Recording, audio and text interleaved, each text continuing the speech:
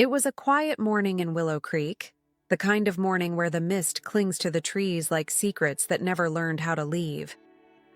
I was sitting on my porch, same spot I've sat for the last 20 years, when the mail truck pulled up. At first, I didn't pay much attention. Most days, it's just bills, catalogs, and the occasional letter from my cousin in Idaho who still thinks I want to join her church book club. But today felt different. There was something in the air, something I couldn't name. The mailman waved. "Morning, Mrs. Turner," he said. "Morning, Jack," I replied, taking the small stack from his hand. I shuffled through the envelopes absent-mindedly until I saw it. A plain white envelope. No return address. My name written in neat cursive, the kind of handwriting that made my heart lurch. I hadn't seen that handwriting in over 40 years. I froze right there on the porch, my coffee cooling beside me. My daughter, Emily, was inside the house, probably on her third cup of tea scrolling through her phone. She was visiting for a few weeks, trying to help Mom out now that I was living alone since Robert passed. But as I stared at that letter, my mind wasn't in the present anymore. It was back in 1979, in a small seaside town called Claremont Bay, where the waves sounded like laughter and heartbreak mixed together. Back when I was just Margaret Ann Dorsey, not Mrs. Turner, and back when I loved someone before I ever knew what love could cost. I didn't open the letter right away. Instead, I tucked it under my notebook and pretended nothing had happened. But my hands betrayed me. They shook when I reached for my coffee. My heart wouldn't slow down. "Mom?" Emily called from inside. "You okay out there?"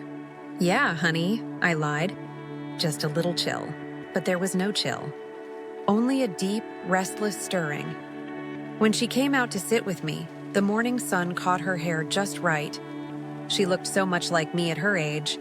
Same soft brown eyes, same stubborn chin. She smiled. "You were thinking about Dad again, weren't you?" I nodded. Always. But that wasn't true either. Not this time. Because for the first time in decades, I was thinking about him. The man I loved before her father. I didn't talk about him much. In fact, I never told Emily his name. Some memories feel too fragile, like glass. Pick them up and they might cut you. His name was Daniel Hart. He wasn't just my first love. He was the kind of man who left his mark on your soul, whether you wanted him to or not. We met the summer I turned 22.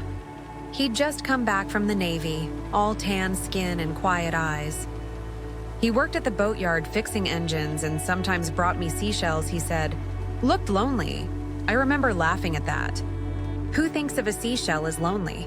But that was Daniel. He saw beauty in things most people ignored. I told myself that chapter of my life had ended long ago. I had a husband who loved me, a daughter who adored me, and a good life. What right did I have to dig up the past? But when the heart remembers, logic doesn't stand a chance. After dinner that night, when Emily went to bed, I took the letter into my room. The house was silent except for the creak of the old ceiling fan. I sat on my bed and just stared at it. Finally, I opened it. The paper inside was yellowed around the edges, like it had been written a long time ago. My breath caught when I saw the first line. If you're reading this, Maggie, then fate's finally given me a chance to explain. It was Daniel's handwriting. I don't know if you ever forgave me or if you even remember me, but I never stopped thinking about you. I made mistakes, ones that cost us everything. I'm writing this because I've carried the truth with me for 40 years, and it's time you knew what really happened. My hands trembled. I had to stop reading. I pressed the letter to my chest and let out a sound, half sob, half laugh, because no matter how old you get, there's always someone who can reach inside and touch the part of you that never aged. I couldn't sleep that night. My mind replayed everything.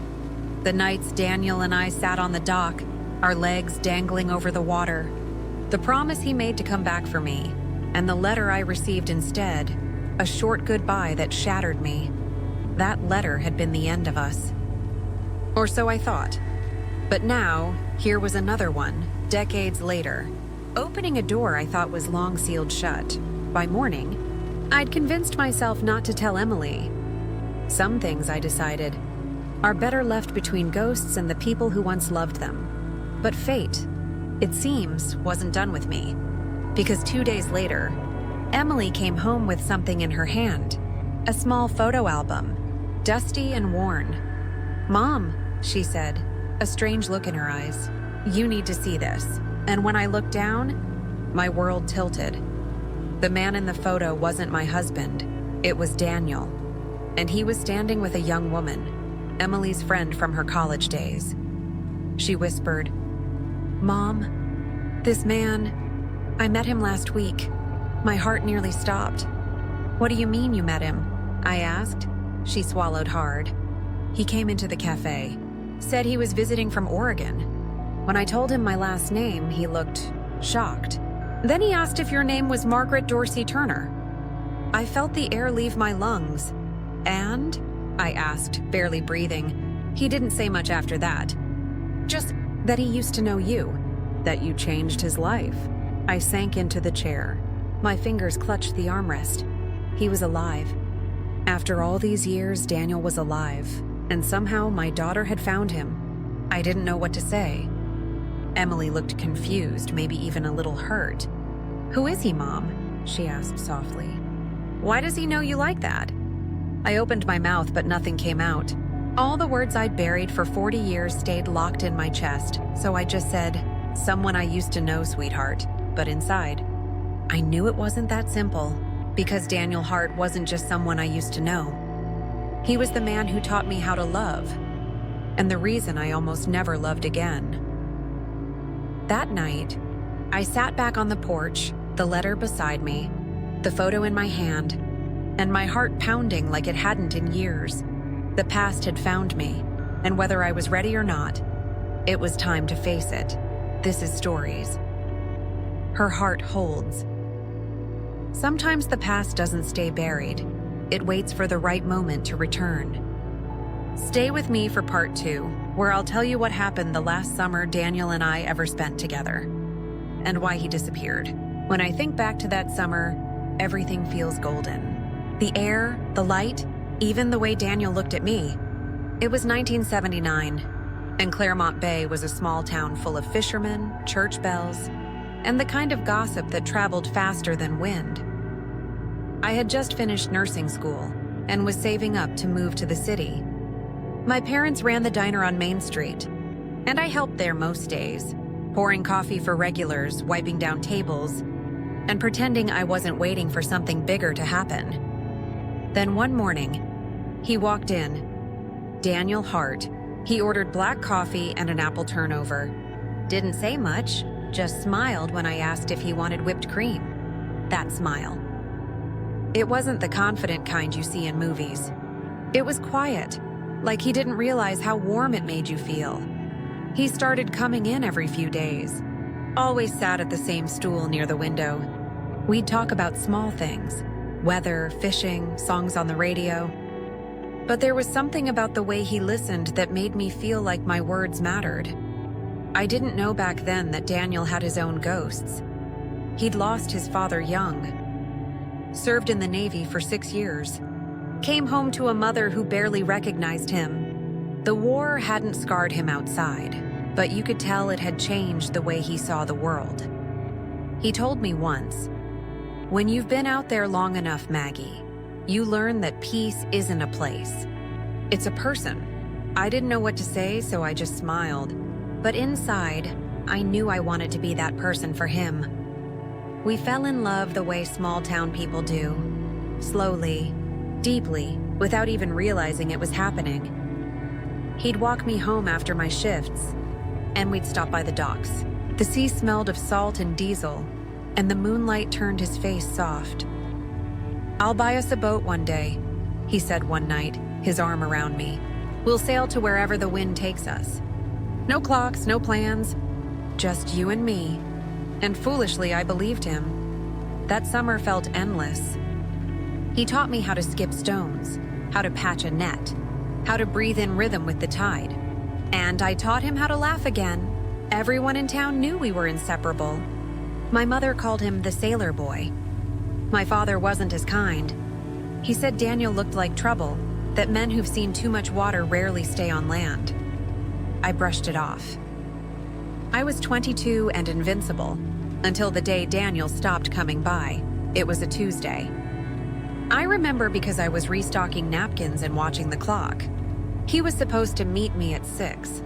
By 8, I'd called his boarding house. The owner said he'd packed his bag and left that morning. No note. No word. Nothing. I sat on the diner steps until the streetlights flickered on. When the mail came 2 days later, there was a single envelope with my name. "I'm sorry, Maggie. I have to go. It's better this way." That was it. No explanation.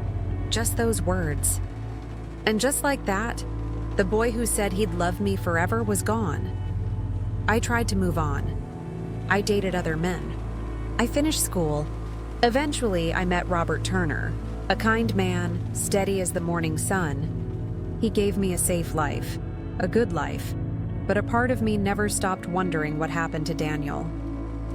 Some nights, when Robert worked late and the house was quiet, I'd take out that old letter and trace the ink with my fingers. I told myself it was just curiosity. But deep down, I knew it was something else. Unfinished love never really fades. It just waits. So when Emily told me she met him, after all these years, it felt like the tide had turned again. But this time, it wasn't the sea calling, it was fate. And as I sat there, staring at the photograph, I realized something strange. Daniel didn't look old, sure. His hair was silver now, and there were lines around his eyes. But his smile, it was the same. The same quiet warmth. The same peace I once knew. It almost felt unfair. He'd aged, but somehow my feelings for him hadn't. That night, I opened his new letter again, desperate to know what truth he meant. I read every word slowly, like I was afraid the paper might vanish. I left because I was told to. You were never meant to know. There were things happening that I couldn't explain. But if you still live in Willow Creek, I want to see you one last time. One last time. The words echoed in my head until dawn. The next morning, I made a decision I never thought I'd make again. I told Emily the truth, at least part of it. "Your father wasn't the first man I loved," I said quietly over breakfast. His name was Daniel. We were young. Things ended. Suddenly. She didn't say anything for a long time. Then, with that calm confidence she inherited from her father, she said, "Then maybe it's time you got answers."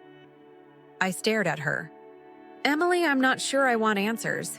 She smiled sadly. "Maybe, Mom, it's not about what you want anymore. Maybe it's what you need." That afternoon, I drove to the address on the back of the envelope. A small coastal motel outside town. My hands trembled as I parked. My heart felt too young for my chest, and when I stepped out and looked up at the window, he was there.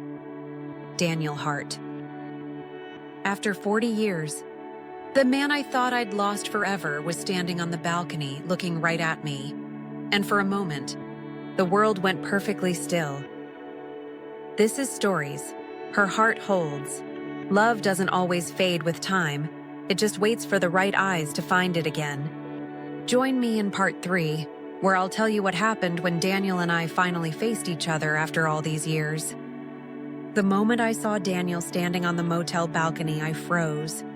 My hands gripped the steering wheel until my knuckles turned white. Emily's words rang in my head. "Maybe it's what you need."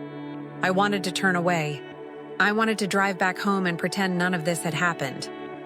But something deep inside me, a part of my younger self, urged me forward. I stepped out of the car. The air smelled of salt and sun-warmed asphalt. My shoes clicked against the concrete as I walked toward the motel steps, each step echoing like a heartbeat. Daniel saw me. There was no hesitation in his eyes, only recognition. That quiet, steady recognition that bypasses time itself. "Margaret," he said softly, almost a whisper. My breath caught. I wanted to say something, anything, but my throat felt full of sand. Daniel, I managed, my voice barely above a murmur. He descended the steps slowly, as if afraid I might vanish if he moved too quickly. By the time he reached the bottom, I realized something. He looked just as I remembered, yet older. Lines around his eyes, silver in his hair, but his presence was the same. I wanted to hug him. I wanted to scream at him. I wanted to shake him and ask why he had disappeared all those years ago. But I just stood there looking, memorizing every detail as if I'd never get another chance. 40 years, he said, his voice low.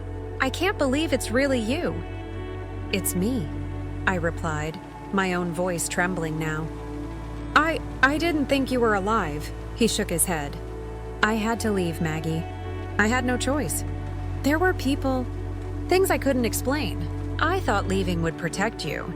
I blinked, trying to hold back tears. Protect me from what? He looked away toward the horizon, where the ocean met the sky. From me, from the mess I was tangled in. I thought I was keeping you safe, but I just left. I swallowed hard. I wanted to shout at him. I wanted to cry. I wanted answers. But instead, I did something I hadn't done in decades. I reached for his hand. Daniel, I whispered. I've waited 40 years for this. Not for answers, not for apologies. Just this. He took my hand in his. His fingers were warm, his grip steady, and in that moment, all the years fell away. We walked toward the edge of the pier, the water churning below us. The sun was setting, painting everything gold. I felt like I was 22 again, standing next to the man I loved, feeling like nothing could touch us. I never stopped thinking about you, he admitted, his voice breaking. Every letter I wrote, I never sent. Every day I was away, I thought about coming back. I thought about finding you. I swallowed the lump in my throat. And now? I asked softly. Now, he said, I'm here. If you'll let me stay. I didn't answer immediately. How could I? So much had happened in the years since. I had loved and lost. I had married Robert, a good man, a safe man. I had Emily. And now, here was Daniel, the boy I had loved with my whole heart, standing in front of me, demanding a place in my life again. What about your life? Your family? I asked finally. He shook his head. It's over. I've lived with regrets long enough. This, meeting you again, it's not a mistake. We sat on a bench by the pier. I told him about Emily, about Robert, about the quiet life I had built after him. He listened without interruption, as if absorbing every word. Then I asked the question I had kept buried. Why did you leave without a word? He took a deep breath. Maggie, there were threats. People I worked with. They didn't want us together. They said I couldn't love you without consequences. And I didn't have the courage to fight it. I left. I thought I was protecting you, but I was just scared. I felt tears sting my eyes. 40 years of heartbreak, all explained in a single confession. And still, I felt relief. Relief that the mystery, the longing, the unanswered questions were finally giving way to clarity. The next days were a whirlwind.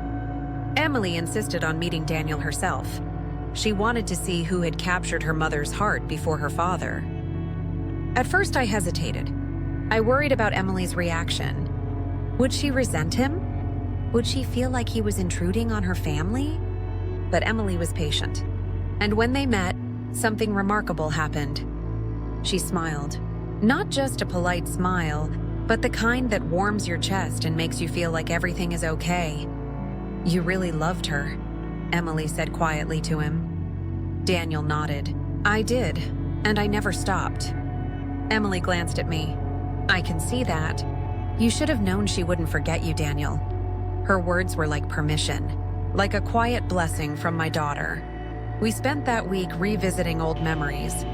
Daniel showed me the cafe where we first met, the pier where we shared our first kiss, the boatyard where he had taught me how to patch nets. Each place held 1,000 echoes of the past, and yet, walking there with him, I realized they were also filled with the present, our present. We laughed at old jokes. We reminisced about silly arguments. And at night, we'd sit on the porch of the motel watching the stars. I felt younger, lighter, as if all the decades of worry and loss had lifted. But still, reality lingered. One evening, Daniel looked at me seriously. "Maggie, I know I can't change the past.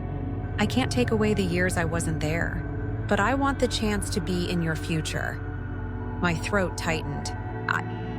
I don't know if that's possible. He took my hand. "Nothing is impossible if we try. We have a second chance, Maggie, and I'm not letting it go." I realized something then. Love doesn't always come at the perfect time. Sometimes it waits. Sometimes it disappears and reappears when you least expect it. And sometimes it waits for your daughter to find the courage to bring it back to you. I looked at Daniel, his eyes reflecting the sun, the sea, and the years between us. And I knew one thing for certain. I had never stopped loving him. And maybe, just maybe, he had never stopped loving me either. This is Stories. Her heart holds. Sometimes love doesn't wait for the perfect moment. It waits for the brave heart willing to recognize it again. Don't miss part 4, where Emily helps me reconnect with Daniel and a secret from his past comes to light that changes everything. The days after Daniel reappeared were a mix of joy, confusion, and a strange kind of fear I hadn't felt in decades. Seeing him again brought back every memory. The first touch of his hand, the way his eyes lingered on mine, the sound of his laugh echoing across the pier. And yet, there was a tension, an unspoken weight, that neither of us could ignore. Emily was a constant presence during that week. She was both excited and careful, like she was walking on a tightrope between my past and my present. "Mom," she said one evening as we watched the sun set over the water, "he's here now. Don't you want to know everything? No more guessing? No more letters from the past?" I nodded, though my stomach twisted. "I want to, Emily. But some secrets, some things are better left alone." She gave me a look that only daughters give their mothers, a mix of patience, insistence, and authority. And, "Mom, you deserve answers. He deserves them too. And I think it's time we find out what really happened 40 years ago." That night, Daniel and I sat on the motel porch in silence. The sky was painted with streaks of pink and orange, the ocean reflecting the colors like molten gold. I could feel the weight of 40 years pressing down on both of us, but also the fragile hope that maybe, just maybe, we could reclaim a part of what we lost. "I never told you everything back then," Daniel admitted quietly. "I wanted to, but there were things I couldn't explain, things that were dangerous for both of us." I gripped his hand tightly. "Daniel, whatever it was, I need to know. I can't keep living with half a story." He sighed and leaned back, staring at the horizon. "It wasn't just me, Maggie. There were people I trusted, things I got involved in. I thought I could protect you by leaving, but it only made things worse." I felt a chill. His words hinted at something serious, something I wasn't prepared for. "People? What kind of people?" I asked, my voice trembling. Daniel hesitated. "People from my past, old friends from my Navy days, men I thought I could trust. They got involved in illegal work, Maggie, smuggling, schemes, things I couldn't stay a part of without endangering you." I gasped, memories of young, reckless decisions flashing through my mind. "And you thought leaving me would keep me safe?" "Yes," he whispered, his eyes glistening. "I left because I loved you too much to let those men find you through me." The truth hit me like a wave. Everything, the sudden departure, the unanswered letters, the mystery, wasn't about me being unworthy. It was about survival. He had risked everything, and yet he had been silent all those years. Emily joined us later that night, bringing tea and a quiet curiosity. She sat beside me and glanced at Daniel, who looked older, tired, but still undeniably him. "So, Mom," she said gently, "he's telling the truth? This wasn't just a young love that fizzled? Something dangerous really happened?" I nodded slowly. "Yes, Emily, but I think there's more. Daniel has kept things from me. Things I need to hear from him directly." She reached out and squeezed my hand. "Then ask. Don't hold back." So I did. "Daniel, tell me everything. Don't leave anything out." And he did. He spoke of Navy operations, men he trusted who turned out to be corrupt, schemes he'd been dragged into unknowingly. He told me about the threats he received, the nights he stayed awake worrying about my safety, the letters he wrote but never sent. Every word pierced my heart, but it also healed it. For decades, I had blamed myself, blamed him, blamed fate. But now I understood. "I left because I thought it was the only way to keep you safe," he said, his voice breaking. "And I never stopped loving you." I took a deep breath. "Daniel, I understand, and I forgive you. But it's not just about the past anymore. What about now?" That week, Emily became our bridge. She encouraged conversation, reminded us to breathe, and even teased us gently, saying, "You two are ridiculous, acting like teenagers again." And in a way, she was right.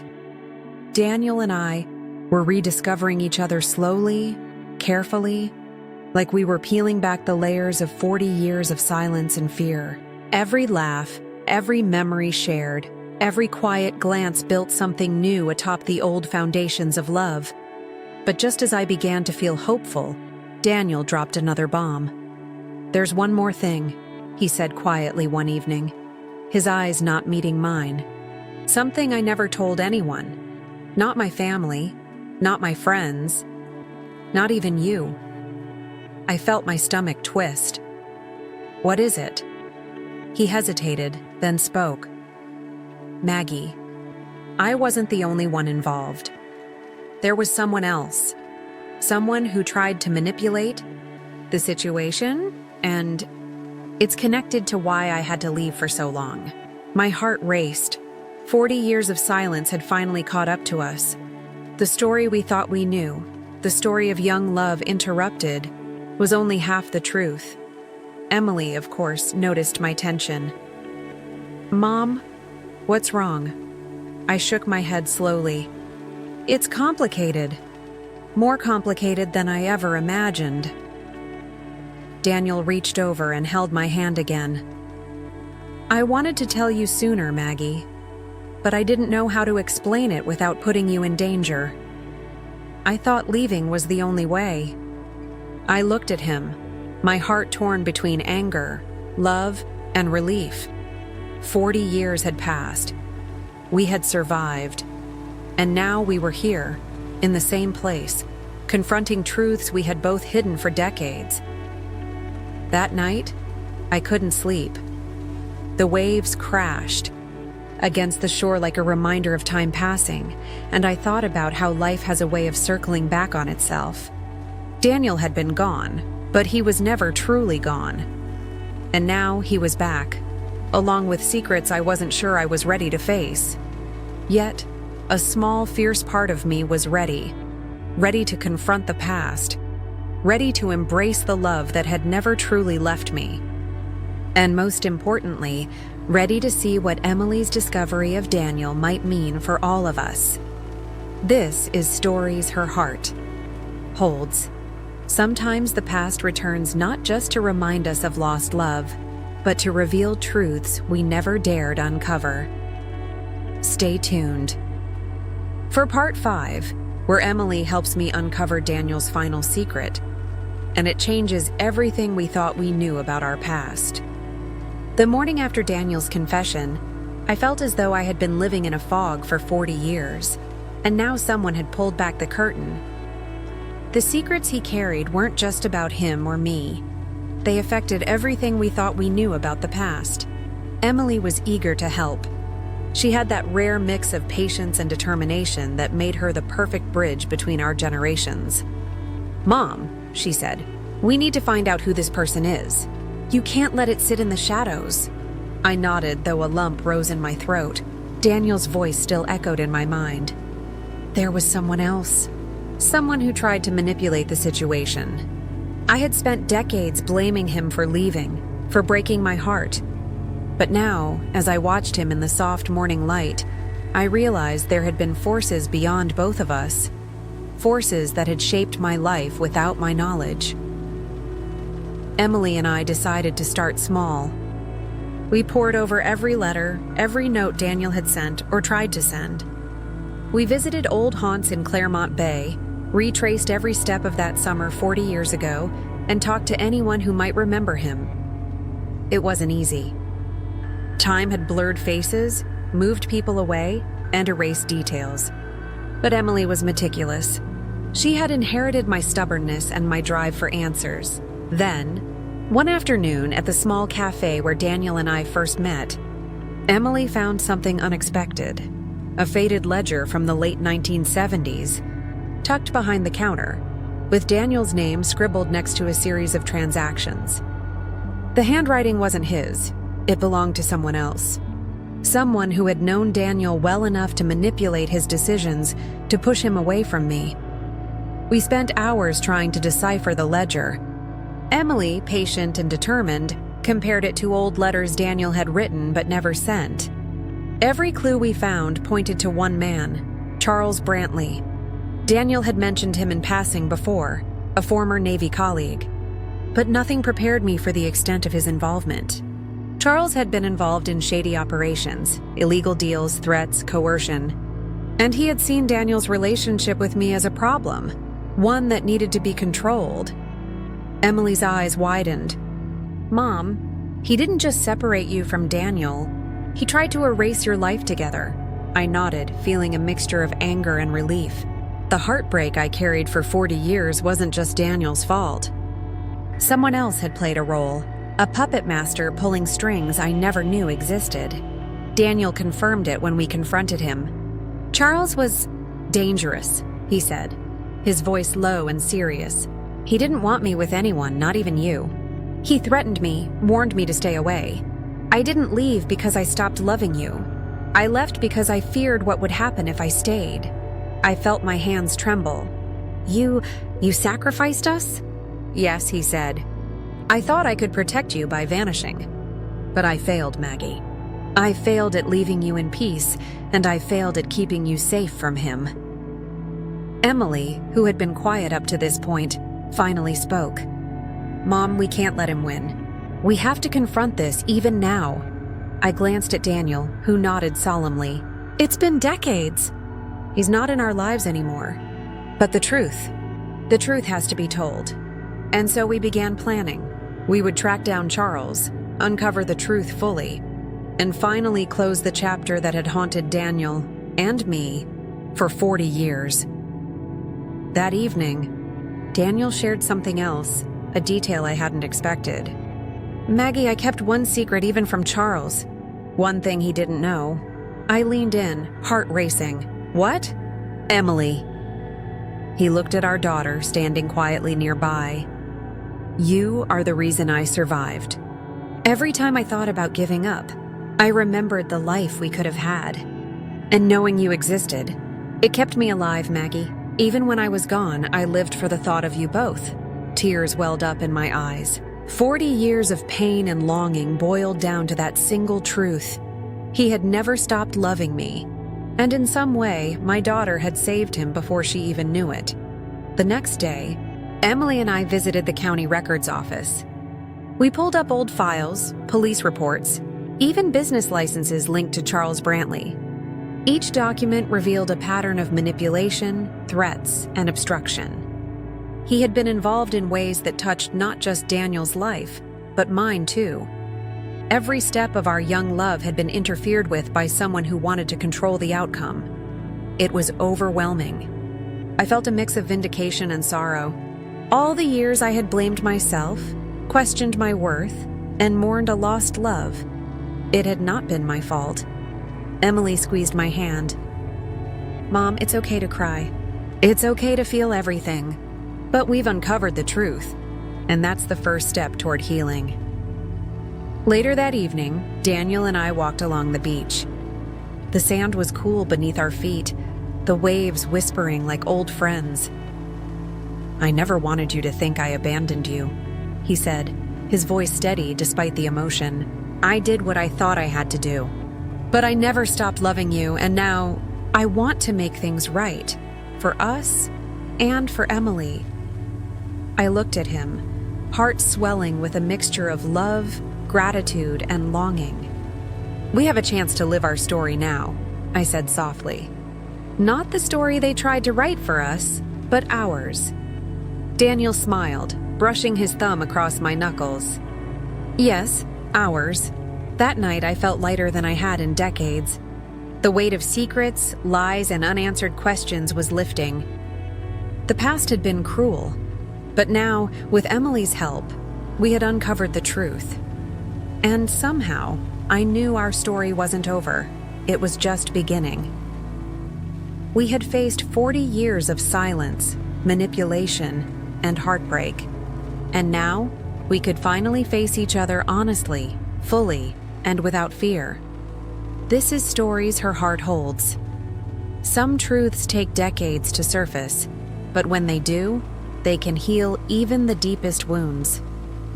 Join me in part 6, where Daniel, Emily, and I confront the final pieces of the past and prepare for a reunion we never imagined possible.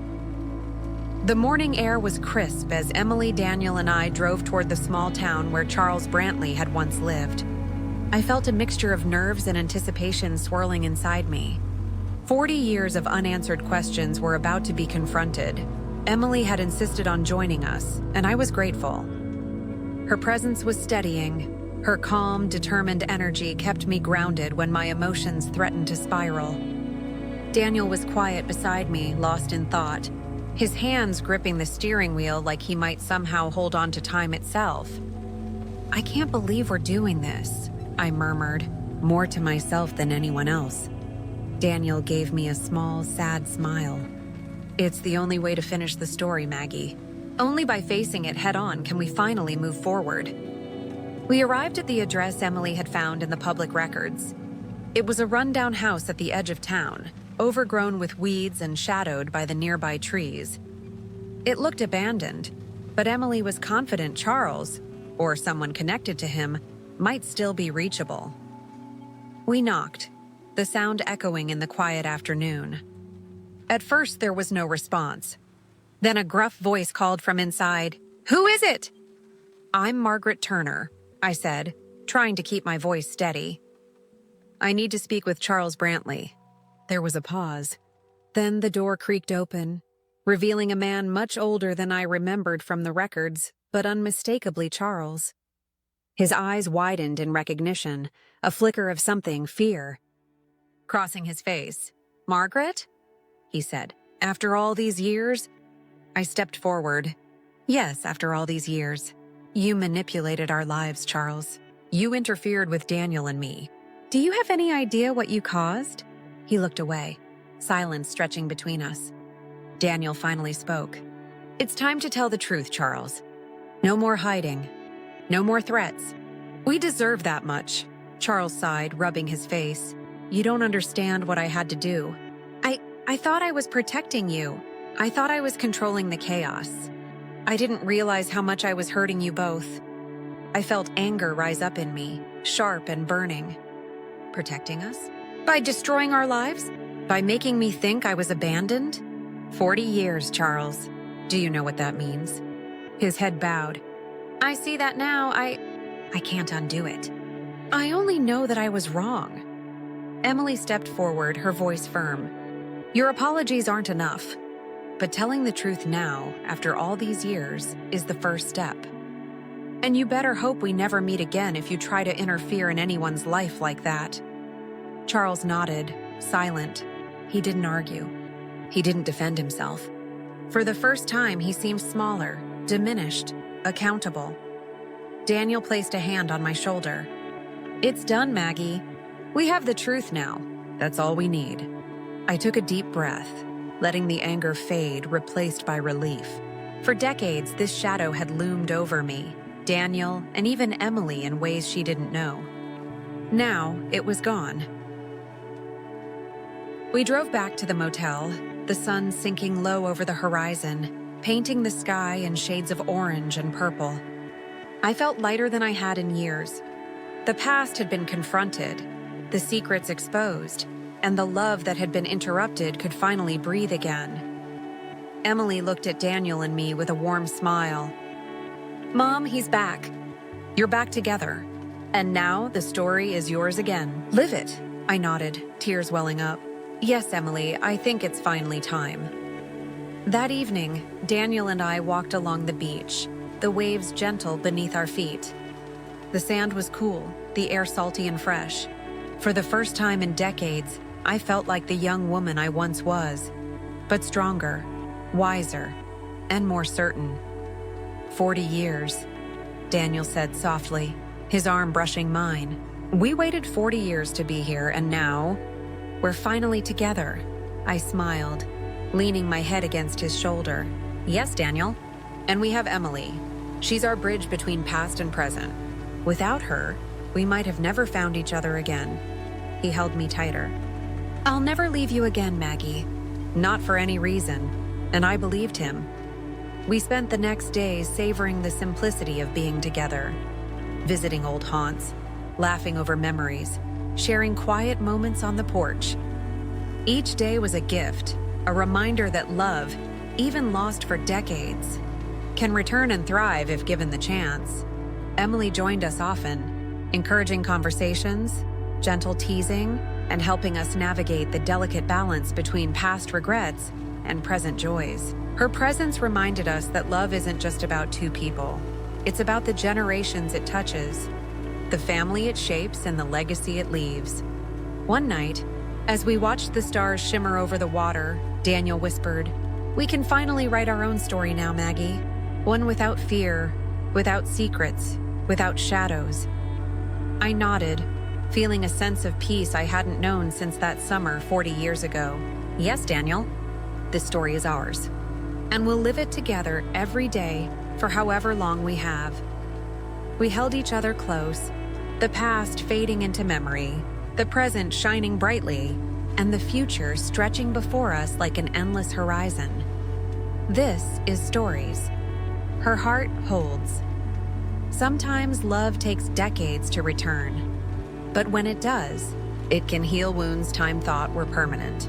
Don't miss part 7, the final part, where Daniel, Emily, and I embrace the future together and find the love we thought was lost forever. Imagine losing the love of your life, thinking you'd never see them again, only for fate decades later to hand them back to you. That's exactly what happened to me. The morning light spilled across the porch, warm and golden, as Daniel and I sipped our coffee. Emily was inside, humming softly as she prepared breakfast. For the first time in decades, our home, our little corner of Willow Creek, felt complete. I looked at Daniel and felt a wave of gratitude and disbelief.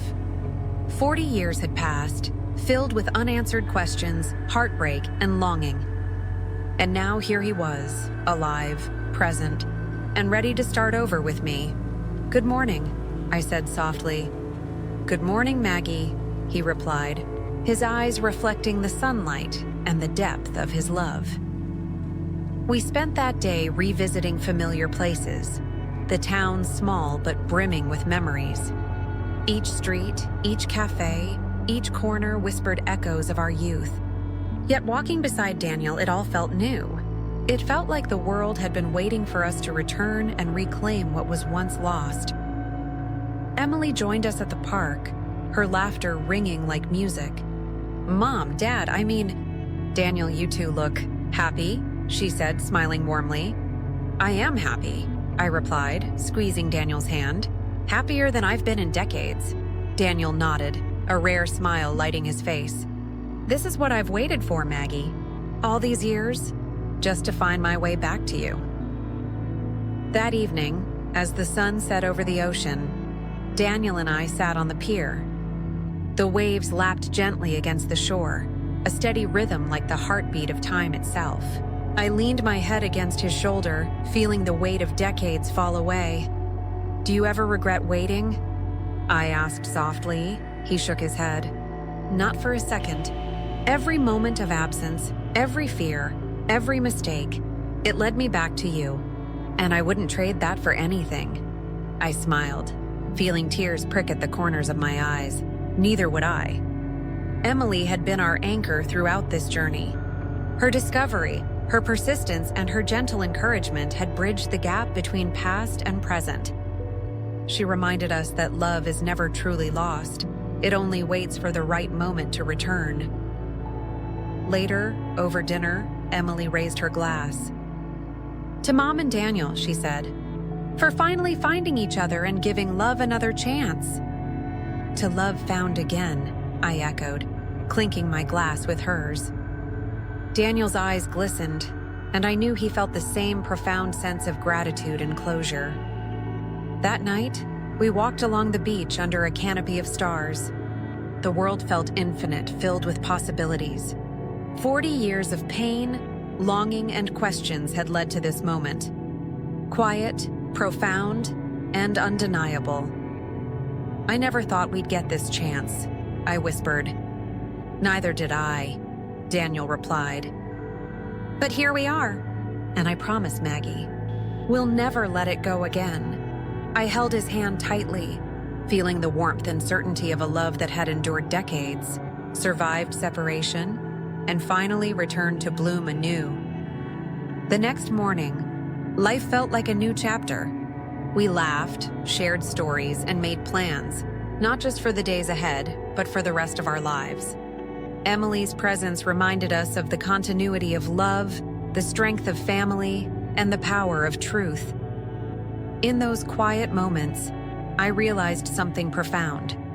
Love may disappear, but it never truly dies. It waits, quietly, patiently, until the right time and the right people allow it to flourish again. Daniel and I had found our way back to each other, and with Emily by our side, we were finally whole. This is Stories Her Heart Holds. Sometimes life takes decades to bring love back, but when it does, it can heal wounds, bridge generations, and remind us that the heart never forgets.